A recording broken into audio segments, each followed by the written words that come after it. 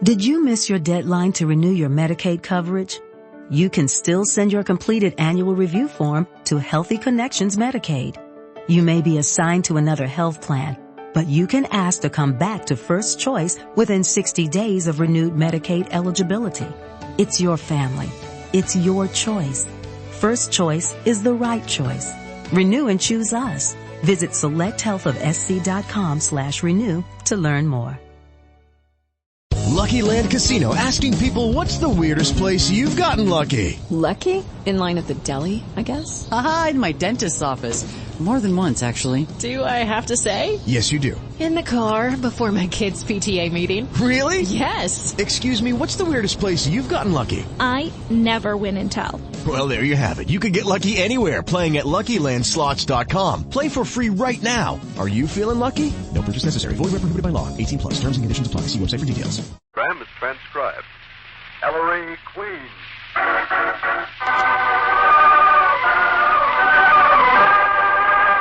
In the interest of a safer American home, a happier American community, a more united state, the American Broadcasting Company and its affiliated stations bring you Ellery Queen. I dedicate this program to the fight against crime. Not only crimes of violence and crimes of dishonesty, but also crimes of intolerance, discrimination, and bad citizenship. Crimes against America.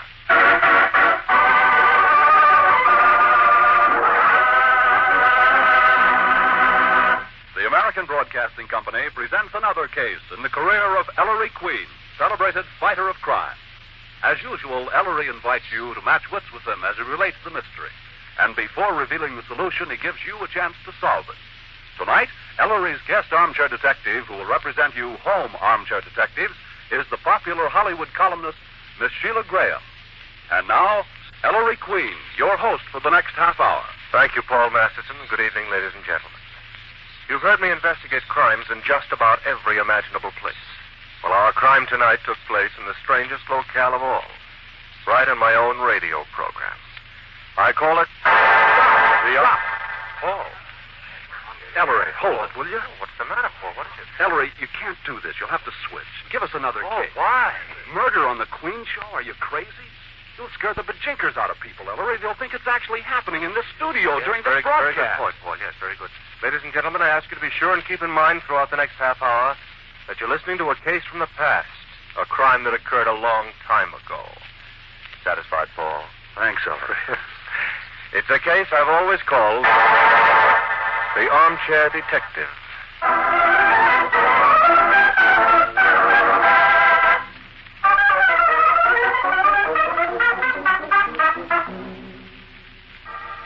Veteran Queen fans will recall that in the early days of our radio show, as today, I invited some well-known person to come to the studio and sit in the guest detective's armchair. Then, as now, it was usually fun. But on the night I had in mind, things didn't quite go in the usual way. That night, about 15 minutes before we were scheduled to go on the air... Everybody got the cuts? I think so. Still, how are we on time? We'll have to pick up 15 seconds, Ellery. Oh, Go on, catch and fill the work again. All right, coming, Nick. Who is it tonight? Dr. Monty McKing. Who? You know, the college professor who has his own radio show. McKing's English. Oh. Correct English crusader. That's right. Better brush up on my grammar. After you, Nicky. Thanks. Bill? Here's Miss Porter again. Dr. McKing, Ellery Queen in the body. How do you do, sir? I'm almost afraid to answer, Dr. McKing. I might hang a participle or something. Darling. Oh, Rosemary, I'm sorry. My dear, may I present Mr. Ellery Queen? How do you do, Mr. McKing? And, this character is my brother and business manager, Bud McKing. Oh, hello there. I think our paths have crossed in radio, Bud. As a small business. Say, Ellery, seeing that we're pals, how about tipping Monty off to tonight's solution? Oh, sorry. Bud, we are rebuffed. Right. And, yes, sorry, Elsie. My secretary, Miss Woolen. Woolen. This is really a thrill, Mr. Queen. I'm a dyed-in-the-wool Queen fan. Why isn't that nice, Thank you, Ellery? Miss Woolen. Oh, Dr. McKim, we haven't too much time. Shall we go into the guest detective room? Monty's to sit in the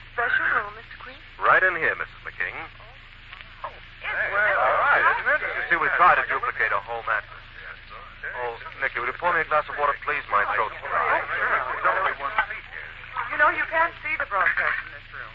Oh, is that so? You just hear it, as you would in your own home. Program's piped in here from the control room, Monty. You get it through that loudspeaker. Why, how interesting. Oh, so I see, but at the proper time, Mr. Queen, I take it I extemporize in that microphone above the table? Yes, Doctor. Yes, it's strictly an ad-lib spot. Immediately after my announcement on the air that I know who committed the crime, Nikki and I dash into this room from the studio, seat ourselves on the other side of the table from you, and then we hold a three-cornered post-mortem over the court. Not Dr. McKing's corpse, I hope. Elsie, do I detect an unconscious secretarial wish to achieve my destruction? Marty, I don't find that a bit funny. Don't come, Rosemary. But, Mrs. McKing, I didn't mean Ellery will have to hurry, but oh, right, Nikki, yes.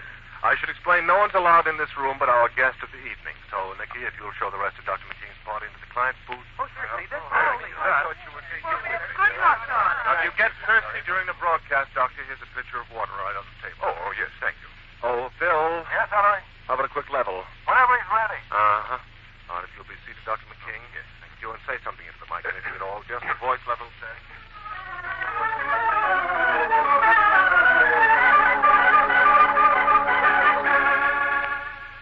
I left Dr. McKing alone in the Armchair Detective's room. We went on the air with our program, and in due course I reached the point in our mystery where I was able to say... But, Ellery, do you mean to say... Yes, Dad.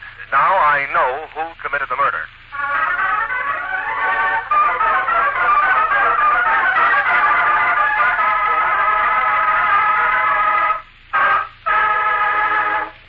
Nikki and I hurried to the Armchair Detective's room as usual. There was Dr. McKing, a little nervous, but otherwise himself. I said into the table, Mike. And there, ladies and gentlemen, you have the mystery. Now, let's see what our guest Armchair Detective has to say. Nikki? And tonight, ladies and gentlemen, our guest is the famous Dr. Monty McKing, founder and leading light of that popular radio program, McKing's English. All I can think of at this moment, Dr. McKing, is McQueen's ignorance. You're too modest, Ellery. You're not the worst offender by any means. Oh, you're sometimes guilty of ellipses. Is that bad, Doctor? But you usually avoid committing such truly foul crimes against our mother tongue as needless variants, irrelevant allusions, pleonasms, periphrases. Surrender. But to get away from the English language and how not to use it, Dr. McKing, I hear you're famous in a different sphere altogether. Yes. You're said to be able to whip up a mean bouillabaisse, Doctor. Oh, yes, Nicky. I am an enthusiastic amateur chef. Doesn't your wife resent it? On the contrary, Nicky, Mrs. McKing is only too happy to leave the solution of our household's culinary mysteries to me. Ah, talking about solving mysteries, Dr. McKing. Oh, dear. I find that drought has suddenly attacked my vocal cords. Simple, we'll irrigate them. Nicky, will you oblige? I'm way ahead of you, Ellery. Here you are, Dr. McKing. A nice wet glass of water. Oiled. Thank you. Now, as soon as you're through oiling your larynx, Doctor, suppose you tell us who committed the murder in the police commissioner's office. Oh, what's the... don't let the water glass worry you, Doctor. Who committed the murder... Ellery, he's... Too nervous to speak, eh, Dr. McKing? Well, it happens to the best of us. In just a moment, I'll give you the solution to tonight's mystery, but first, here is...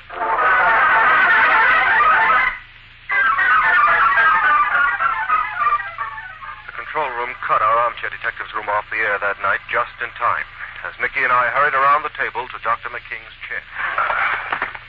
He fell off his chair. Doctor. Queen, I poisoned. Poisoned? By what, Dr. McKing?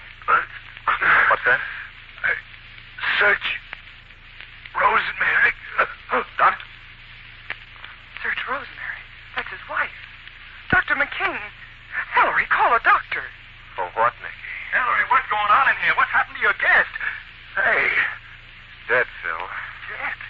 But we're still on the air. Nicky, the poison is in that glass of water McKing just drank. Our water? From the pitcher? Pitcher's loaded with it, too. Smell this, Phil. Huh? Oh, what am I doing? Ellery, for the love of Mike, we're still on. You've got to finish the show. Solve the murder. Yes, solve the murder yet. Phil, have this room guarded till we're off the air. Nicky? Hey, Yes, Ellery. Back to the mic. I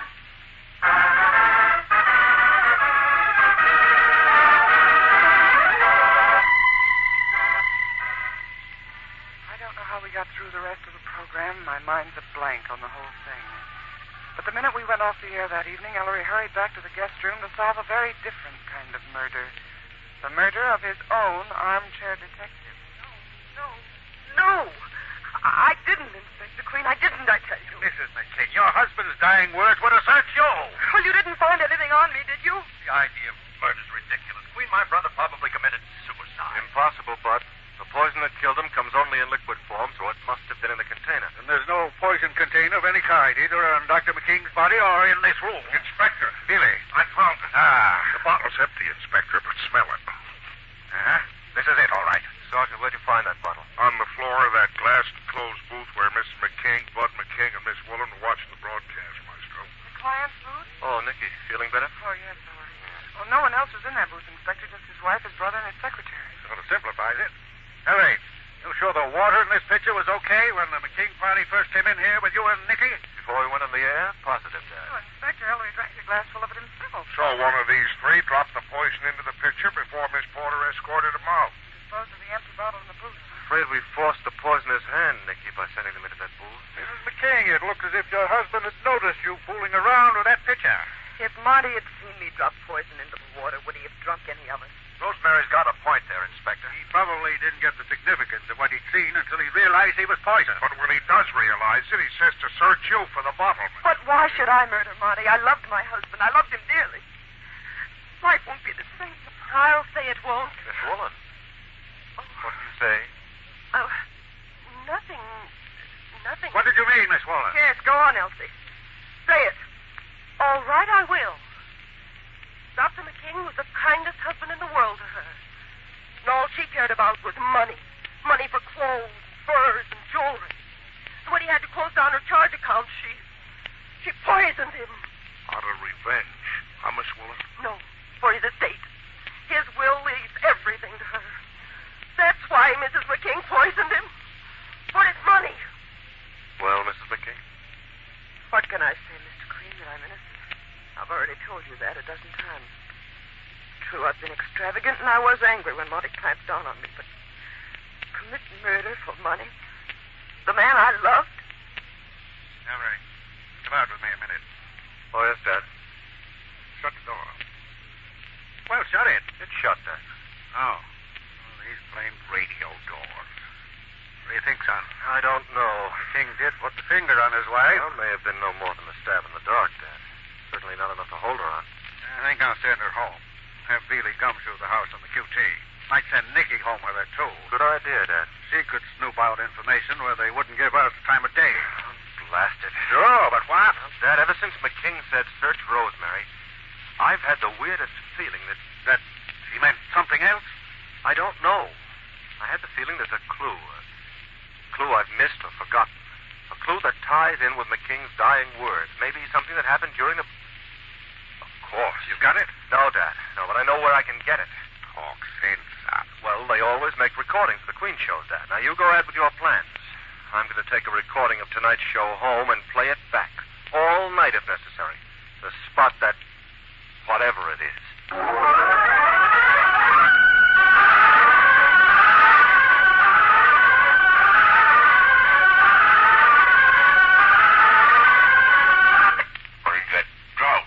Suddenly attacked my vocal cords. Simple. We'll irrigate him. Nikki, will you oblige? I'm way ahead of you, Ellery. Here you are, Dr. McKing. A nice wet glass of water. Foil. Thank you. Oh, it's here. It's here somewhere. Modest, Ellery. You're not the worst offender by any means. Oh, you're sometimes guilty of malignity. Oh, it can't be there. Variance, irrelevant allusions, pleonasm. Yeah. Said to be able to whip up a mean bouillabaisse, Doctor. Oh, yes, Nikki. I am an enthusiastic amateur chef. Doesn't your wife... Wait a minute, chef. On the contrary, Nikki. Chef. Mrs. McKing. Chef. Can it be that... Amateur chef. Doesn't your wife... That's it.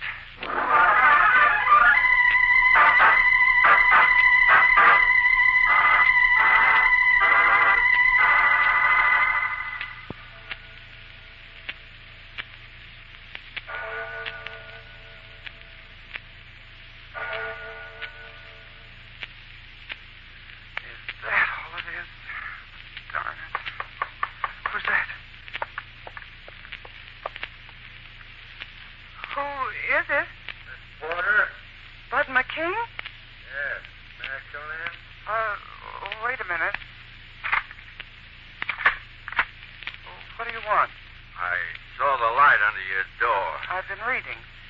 What are you doing back at your brother's house, Mr. McKing? I thought you left after we got Rosemary to bed. Oh, I went home, but then I thought, with Monty, well, Rosemary in such a spot, may I come in and chin for a while? Oh, I'm sorry. It's after 3. What do you want? Oh, scared to death, huh? Good night. Oh, what's your hurry? Your foot, Mr. McKing. You're full of that murder op, too, aren't you? Has he made you afraid of me? Please take your foot away. I want to go to bed. Don't think Ellery's pulling the wool over my eyes. You're a spy. He planted you here. Let go of the door! Monty wasn't murdered. It was suicide. You've been drinking. Get out. I know what you think, that I'm in love with Rosemary, that I killed my brother to get his wife. If you don't go well, away... it's a lie. There's never been a thing between Rosemary and me. Not a thing.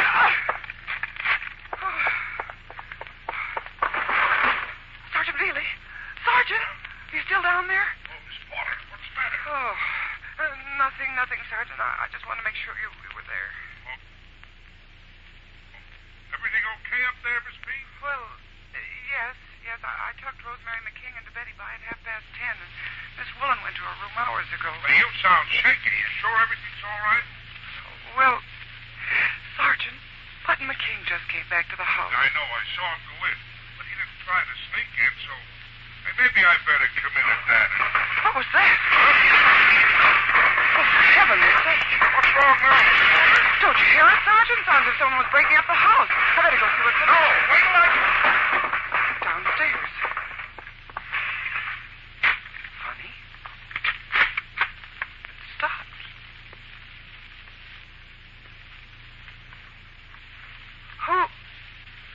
Who's that downstairs? What happened? Where the dickens is the light? It ought to be around here.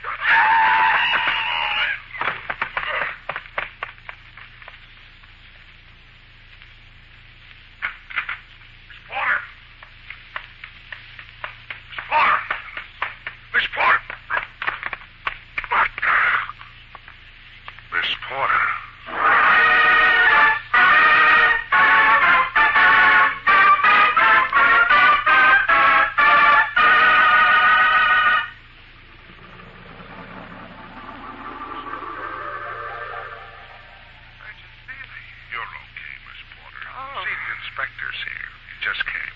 How you feeling, Nikki? Inspector Queen. She's still groggy. I was upstairs. Well, you're downstairs now, Nikki. Billy carried you here from the upper hall where he found you. Out cold. Then he phoned me at headquarters. I'd been working late. Oh, what's the matter with my head? Somebody used it for target practice, Miss Porter. Oh, well, they scored a bullseye. Oh. Who was it? Who did it? Billy was too late, Nikki. But it's somebody who was in the house. I checked right away, but the 2 women were in their room sleeping, or make them believe they were sleeping. And I found Bud McKing on a couch in the upstairs hall, snoring off a load. We've got him locked in separate rooms. That? Ellery, where the heck have you been, Maestro? I tried calling you at home, but no answer. Must have been on my way over here, Sergeant. Nicky. Hi, Mr. Q. Nicky, you're hurt. Got a crack on the skull, son. Maybe I have a concussion. Oh, Nicky. Ellery, hold me close. Baby. Well, what are you 2 standing here for? Didn't you call a doctor? Nicky, honey. Closer. Oh, she's okay, Maestro. I am not, Sergeant. Why, you... Oh. Nicky, what were you doing? Snooping. Why? Well, I heard someone going berserk in some room downstairs. Really? By the time Nicky got out into the upstairs hall, it was all over, and she bumped into whoever it was, in the dark. He grabbed her. Downstairs. The kitchen, wasn't it? How'd you know? I want to see it. Which way? Come on.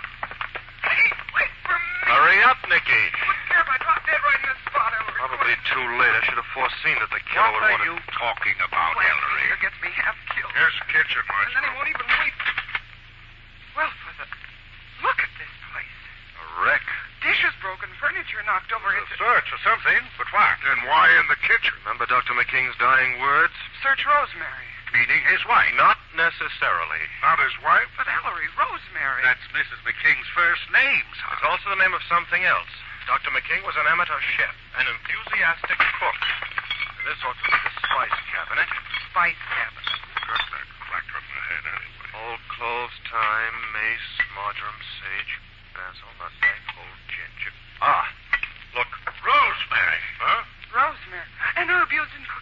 said search Rosemary meant to finish a sentence. Or search Rosemary jar in spice cabinet or something like that. Search Rosemary jar? Well, search it. I might. There'll be something in this jar, unless the searcher beat us to it. He missed it. There is. A wad of typewriter paper. Message the king left it. What's it say, Ellery? Dated 10 days ago. Due to a recent disturbing episode, I am writing this note as a precaution. If anyone finds it, I am the only one who uses the spice cabinet, so it is safe against accidental discovery. It will be because they are investigating my murder. The other night, a certain person close to me threatened my life. I was inclined to at first dismiss it as hysteria. Now I am not so sure. If anything happens to me, the person who threatened to kill me was... Oh, Ellery. Come on, Maestro. Elsie Woolen, my secretary. Signed Monty McKing. Billy, get that Woolen girl down here.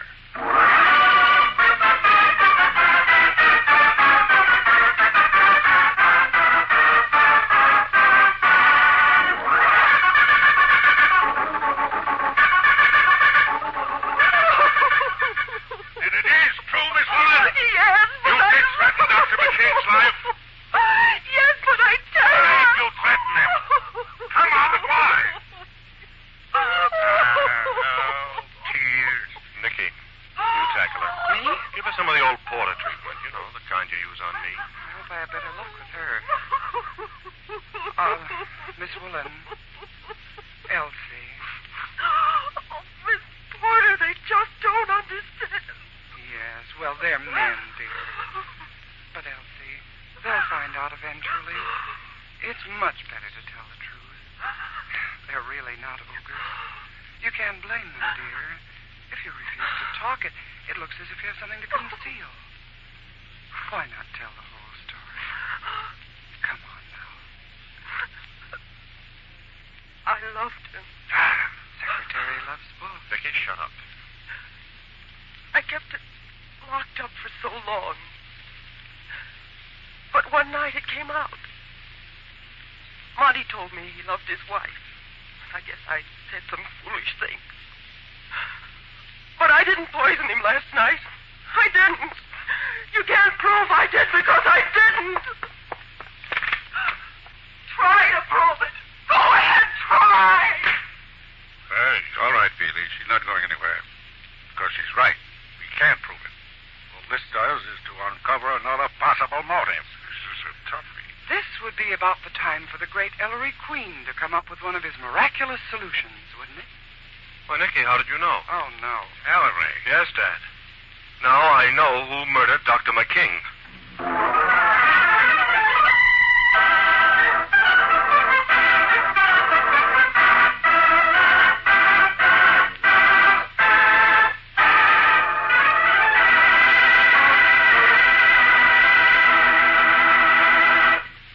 And there, ladies and gentlemen, you have the mystery. Now, suppose you home armchair detectives and our guest in the studio compare solutions.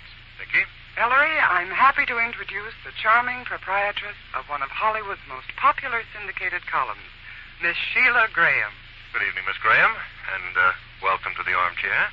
Thank you, but after listening to your mystery tonight, I'm a little worried about occupying this post. Oh, you had nothing to be afraid of. Perhaps you'd like a glass of water to help you relax. Heavens, no!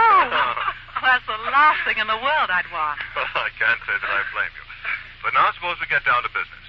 Tell me, who do you think is the criminal in tonight's story? Well, it's very complicated tonight. Sure. But I think Miss Woolen, the secretary, did it. I see. And See, your it was a very subtle murder. Mm-hmm. It takes a smart girl to murder a man like that, and took a lot of preparation.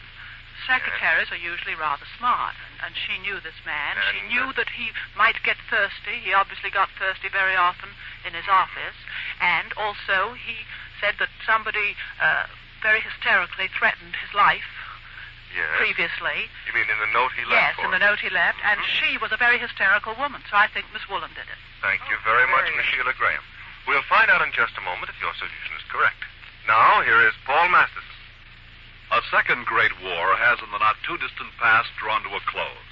The magnificent self-sacrificing work of the International Red Cross will long be remembered. At home, the American Red Cross has always been on the job whenever disaster struck, whether it was a tornado, earthquake, fire, or flood. It is our duty and our privilege to help make the 1948 Red Cross campaign the best ever. The quota is set at $75 million. By giving to the Red Cross, you are giving directly to your relatives and friends in the armed forces and here at home. Let's make 1948 the banner year in donations to the American Red Cross.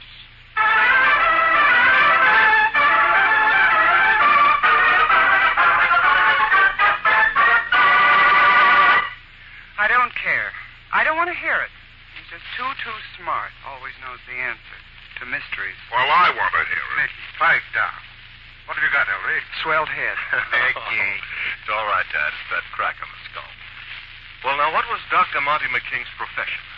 What was he most famous for? His radio program. McKing's English. Authority on the correct usage of the English language. Then let's take another look at that note we just found in the rosemary jar. I quote, "Due to a recent disturbing episode, I am writing," and so forth. Something wrong there, Maestro? Well, Sergeant, due to in that sentence is hopelessly incorrect. Oh, it is, huh? It should read because of a recent disturbance. I am writing, and so forth. Due to can never be used adverbially. Is that so? And this, if anyone finds it, it'll be because they are investigating my murder. Anyone must be followed by he. One can't possibly mean the plural. Oh, Miss Porter is with us again. Yes, Nicky. Another mistake. And this, I was inclined to at first dismiss. A split infinitive. A split in what? In other words, this short note, purportedly from the pen of an authority on correct English, reveals not one, not two, but three of the commonest errors of usage. Incredible. Conclusion, Dr. McKing did not write the note. It's a phony. I mean a forgery. And since the note was not written by Dr. McKing, it was not left in the rosemary jar by Dr. McKing either. Someone else left the note in the jar, obviously the real writer of the note, the forger. But, Ellery, why? What was accomplished by it? Well, a great deal, Dad. It made us believe that the word rosemary in Dr. McKing's dying statement, "search rosemary," meant rosemary the herb rather than rosemary the name of a woman. And who gains by our thinking that the victim was not accusing a woman named Rosemary, but was merely telling us to look for a note in a spice jar? Only Rosemary McKing herself. She did poison her husband. Tried to twist his accusation of her to mean something entirely different, because she had a guilty conscience. So tonight, after I put her to bed, she forged her husband's signature to a note accusing Elsie Woolen, then sneaked downstairs, left the note in the rosemary jar as a blind... And then Nicky deliberately led us to that jar. Wait a minute. Led us to the jar, Maestro? Well, by wrecking the kitchen, Sergeant. What was that but a clever device to draw our attention to it?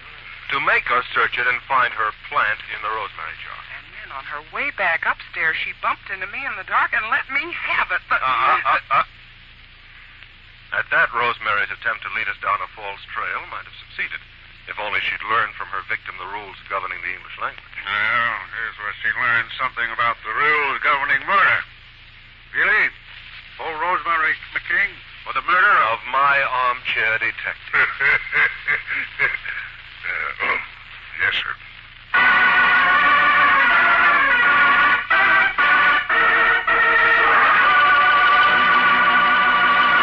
And there, ladies and gentlemen, you have the solution to our mystery. Thank you again, Miss Sheila Graham, for serving as our guest armchair detective this evening. As mementos of the occasion, I have for you a copy of my latest mystery anthology, The Queen's Awards, 1947, and a subscription to Ellery Queen's Mystery Magazine. Ah, Paul. Feeling all right? Well, I guess we're okay. There have been no calls yet asking if our armchair detective's really been knocked off. And what are you worried about? Among other things, Ellery, next week. Never mind about next week. What's the matter, Nicky?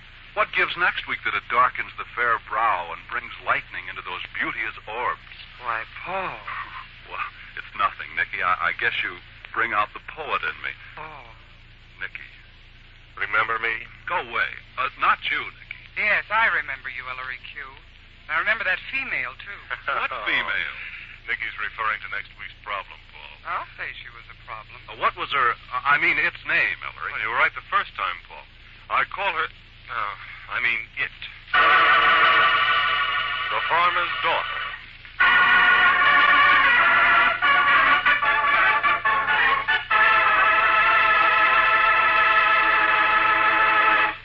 This is Ellery Queen saying good night. night until next week, and enlisting all Americans every night and every day in the fight against bad citizenship, bigotry, and discrimination, the crimes which are weakening America.